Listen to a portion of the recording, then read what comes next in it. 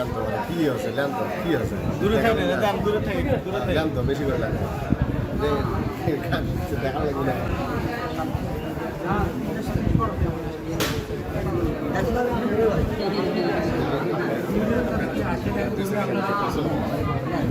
একটু দূরে থাকে না ওরা দুই আর দূরে থাকে না দূরে থাকে না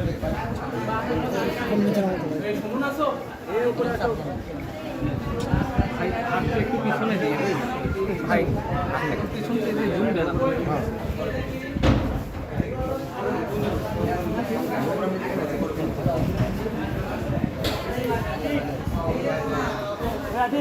কই করো করো আমি আছি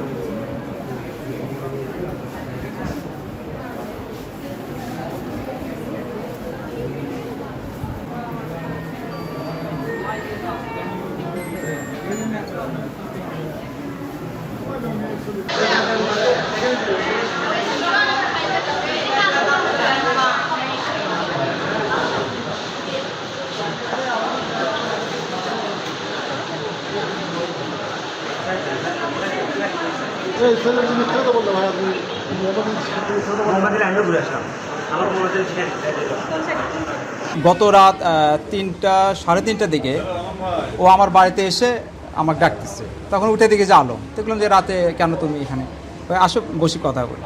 তো ভিতরে নিয়ে যায় কিছুক্ষণ কথা হলো, যে বললো যে আমাকে নিয়ে অনেকে ভাইরাল হয়, আমার কাছে অনেকে আসে, আসার পরে তারা চলে যায়, যে আমাকে নিয়ে বিভিন্ন ধরনের খারাপ খারাপ কথা বলে আমাকে আটকানোর চেষ্টা করে, আমাকে অপমান করে।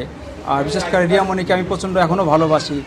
রিয়ামণির তার খুব প্রচণ্ড কষ্ট নিয়ে আমার কথাগুলো বললো যে তাকে আমি ভালোবাসি।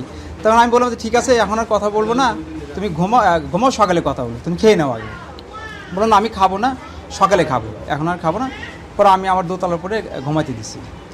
সকালে উঠে যা দেখি ও শুয়ে আসে, তো আমি ডাক দিই, তাহলে কেন কেন কেন কেন কথা বলেন, ওইভাবে কথা বলেন। পরে দেখি যে ঘুমের ওষুধ খাইছে, সেটা পড়ে আসে নিচ্ছে।